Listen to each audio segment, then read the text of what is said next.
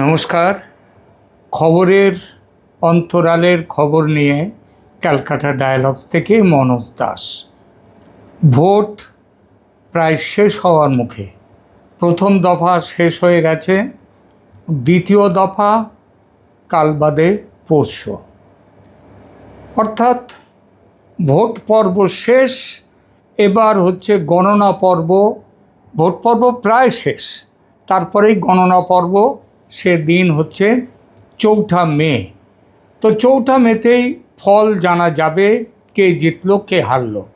দেখুন, ভারতে ভোটের ফল আগাম জানতে যে ফাটকা ব্যবসায়ীরা কাজ করে বিখ্যাত, তাদের মধ্যে রাজস্থানের ফালৌদি সাট্টা বাজারের নাম খুব বিখ্যাত। এই বাজারে কারবারের সঙ্গে যারা যুক্ত, তারা কোটি কোটি টাকা লাগায় এই সাট্টা বাজারে। এদের এত নামের, মানে ওই যে ফালৌদি রাজস্থানের, তাদের এত নামের কারণ তাদের দেয়া পূর্বাভাস ইতিপূর্বে বহু ক্ষেত্রে একেবারে আসল ফলের খুব কাছাকাছি চলে গেছে। এবার 22শে এপ্রিলে ফালৌদি সাট্টা বাজার যে পূর্বাভাস দিয়েছে, সেখানে সামান্য এগিয়ে রেখেছে তৃণমূল কংগ্রেসকে।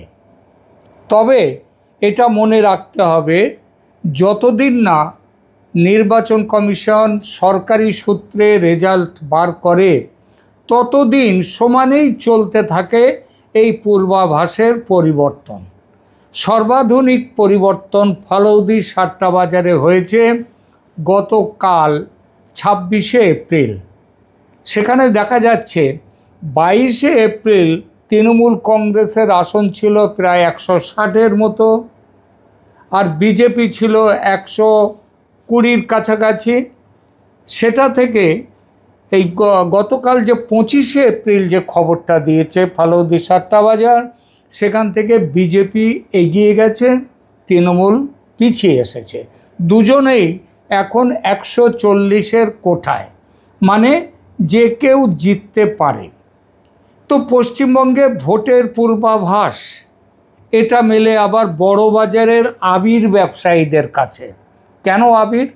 তার কারণ হচ্ছে ওই যে গানটা আছে না, আবিরে রাঙালো কে আমায়। তো আমাদের এখানে উৎসবের রং হলো আবির, এবং সেই আবির আবার দল ভেদে এক এক দলের জন্য এক এক আবির। যেমন ধরুন, প্রথমে লালের কথা বলি, লাল আবির, যে রাঙালো কে আমায়, তা রাঙা আবির বা লাল আবির। সেই লাল আবির হচ্ছে কমিউনিস্টদের প্রতীক, আর মানে বামেদের প্রতীক। সবুজ আবির সেটা হলো টিএমসির, মানে পশ্চিমবঙ্গে কংগ্রেসেরও সবুজ আবির। আর বিজেপির আবিরের প্রতীক হলো, বিজেপির হলো অরেঞ্জ বা কমলা রঙের আবির। যে দল যেখানে জিতবে তারা উৎসব করবে ওই সেই দলের যে আবির, সেই আবির নিয়ে। তার মানে কোথাও হবে এটা সবুজ, কোথাও হবে কমলা, কোথাও হবে লাল। এইগুলো হচ্ছে সাধারণ রং। তো এই আবিরের যে খেলা, সেটা সারা পশ্চিমবাংলায়, ধরুন সারা পশ্চিমবাংলায় সর্বত্র তো আর এক দল জেতে না, এক এক জায়গায় এক এক দল জেতে। তারপরে আবার সবথেকে বড় আকারে আবার যেখানটায় দেখা যায় যে সেখানে কেন্দ্রীয় স্তরে কারা জিতছে সেটা আলাদা। কিন্তু যেখানে যে দল জিতবে, ভারতের পশ্চিমবঙ্গের 294টি বিধানসভা কেন্দ্র, এই 294টি বিধানসভা কেন্দ্র থেকে যে দলের জেতার সম্ভাবনা, সেই দল তারা আবির কিনে নিয়ে যায়। তারা হয়তো লোকাল স্তরে কেনে, কিন্তু লোকাল স্তরের সাপ্লাইটা আসে আবার কোত্থেকে? সাপ্লাইটা আসে বড় বাজার থেকে। বড় বাজারে বড় বড় যারা হোলসেলার আছে, তাদের কাছ থেকে সেই এগুলো চলে যায়, আবিরের সাপ্লাই হয়। তো এই 294টা কেন্দ্রের যে যে জায়গাতে আবিরের, মানে তাদের সেখানকার কর্মীরা মনে করে যে তাদের জেতার সম্ভাবনাটা খুব বেশি, তারা ন্যাচারালি সেখানে সেই আবির কিনবে। ধরুন একটা বিশেষ কেন্দ্র, একটা যে কোনো একটা কেন্দ্রে সেই কেন্দ্রে তৃণমূলের হাল খুব ভালো, সেটা সেখানকার সাধারণ লোকও মনে করছে এখানে তৃণমূলের হাল ভালো। তো সেখানে তাদের পার্টি থেকেও যেমন কেনে সাধারণ লোকও, সাধারণ সমর্থকরাও আবির কেনে। তো এ থেকেই বোঝা যায় যে সেই কেন্দ্রের, বিশেষ কেন্দ্রের কোন দলের প্রার্থীর কী সম্ভাবনা আছে, কে জিততে পারে, কে হেরে যাবে। যারা জিতবে তারা বেশি আবির কিনবে। তো এই আবিরে তার মানে তাদের ওখানকার স্থানীয় দোকানদাররা আবার আগেই বলেছি নিয়ে যাবে বড় বাজারের হোলসেলারদের কাছ থেকে। সুতরাং যেমন ফালৌদির সাতটা বাজারে সেখান থেকে আসে, ফালৌদির সাতটা বাজার বলে দেয়, এই ইনফরমেশান কালেকশান করে ওরা একটা সংখ্যা বলে দেয়, অ্যামাউন্ট বলে দেয়, সেই অ্যামাউন্টের ওপরে যে যেরকম ফাটকা খেলবে লাভ ক্ষতিরও হিসাব হবে সেই হিসেবে। আর আবিরের ব্যাপারে সেখান থেকে যে দলের যেখানে জেতার সম্ভাবনা বেশি সেই দলের আবিরের চাহিদাও বেশি। তো এই আবিরের হোলসেলারদের কলকাতার বড় বাজারে সেখানকার হালটা একটু দেখা যাক, কোন দলের আবিরের কি ডিম্যান্ড আছে। এই ডিম্যান্ড দেখে বোঝা যাবে যে এই দলের অবস্থা পশ্চিমবঙ্গে ক্ষমতায় আসার পক্ষে ভালো, এদের জয়ের সম্ভাবনাটা বেশি। এই ব্যাপারে একটা ছোট্ট ভিডিও ক্লিপ আপনাদের দেখাই, যেটা একটু দেখে নিন। মাল ঘরে নেই, আগে তো বলতো সবুজ সবুজ, কিন্তু এখন সব তো অরেঞ্জ দিকে চলে গেল সব। আমরা তো অরেঞ্জ সবুজ মাল অনেক বানিয়েছি ফুল স্টক, কিন্তু এখন তো মানে কেউ চাইছেই না, তো ঘরে লস, কেউ চাইছে না। বলছি 90% আর 10% সেল হয়ে গেছে। 90% আপনার অরেঞ্জ আর 10% গ্রিন।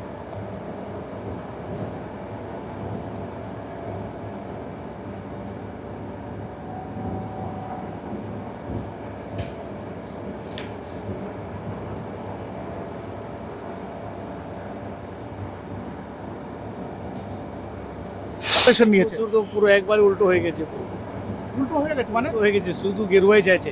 আমরা যে হিসাবে স্টক করলাম গ্রিন, এখন গ্রিন তো কোনো মানে চাইছে না। কি বলছেন, মানে গ্রিন চাইছে না? না, শুধু অরেঞ্জ, শুধু গেরুয়া, অনলি ফর বিজেপি। কাস্টমার বলছে কি বদলাও দরকার। আচ্ছা, আপনার এখান থেকে কি কোন কোন ডিস্ট্রিক্টে মাল যায়? যেমন শুনলেন এই ছোট্ট ভিডিও ক্লিপটিতে, এখান থেকে তাতে পরিষ্কার যে ফালৌদি বাজার যাই বলুক, ফালৌদি সাতটা বাজার যাই বলুক, এই বঙ্গে মানুষের সেন্টিমেন্ট আছে বিজেপির সঙ্গে। অরেঞ্জ আবির এই যেটা বললেন বিক্রেতা, বড় বাজারের হোলসেলার, যে অরেঞ্জ আবির বিক্রি হয়েছে 90%, সবুজ আবির টিএমসি আর কংগ্রেস মিলে মাত্র 10%, আর বামেদের লাল আবিরের কোনো খরিদ্দার নেই। এটা পরিষ্কার। তার মানেটা হচ্ছে পশ্চিমবঙ্গে ফালৌদি বাজার তারা তাদের সর্বশেষ যে দিয়েছে ফাটকা বাজারের খবর, সেখানে বিজেপি এবং তৃণমূল দুই দলকেই 140 আসনের কোটায় রেখেছে। কিন্তু পশ্চিমবাংলায় যে গ্রামে কিংবা শহরে স্থানীয় মানুষরা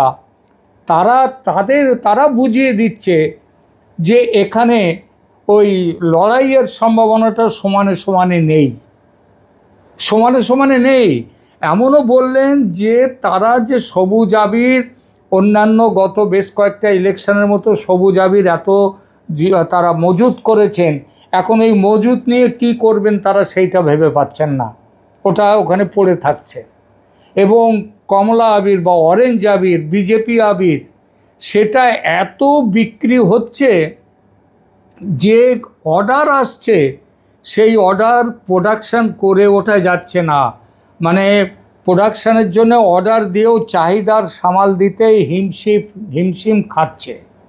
এই একটা খবরই বুঝিয়ে দিচ্ছে পশ্চিমবাংলায় বিজেপি এবার ক্ষমতায় আসছে। এটা আমার কথা নয়, ও যারা ওপিনিয়ন পোল করেছেন তাদেরও বেশিরভাগ এখন আজকের দিনে দাঁড়িয়ে ওই একটা কথাই বলছেন। কিন্তু তাদের সব কিছুর ওপরেও যেটা কথা হচ্ছে সেটা হচ্ছে মাটির খবর, যেটা মাঠ পর্যায় থেকে যে খবরটা আসছে, যে ডিম্যান্ডটা আসছে, সেটা বুঝিয়ে দিচ্ছে এই বাংলা এবার গেরুয়ার, ও রং দে মোহে গেরুয়া। ধন্যবাদ।